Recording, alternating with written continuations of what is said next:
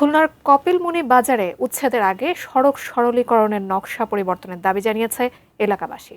সোমবার দুপুরে পাইকগাছা উপজেলার কপিলমুনি বাজারে জেলা প্রশাসনের গণশুনানি অনুষ্ঠানে এ দাবি তুলে ধরেন তারা। খুলনার অতিরিক্ত জেলা প্রশাসক দীপঙ্কর দাস এবং সড়ক ও জনপদ বিভাগের খুলনার নির্বাহী প্রকৌশলী তানিমুল হকের উপস্থিতিতে হয় গণশুনানি কার্যক্রম। এ সময় কপিলমুনি বাজারে সড়ক সরলীকরণে সড়ক ও জনপদ বিভাগের উচ্ছেদ অভিযানের অসারতা তুলে ধরেন এলাকাবাসী।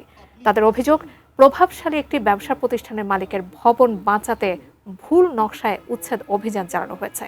আর এই নকশায় সড়কের বাঁক সরলীকরণ করা হলে আরও ঝুঁকিপূর্ণ দুটি বাঁকের সৃষ্টি হবে। এতে বাড়বে দুর্ঘটনার ঝুঁকি।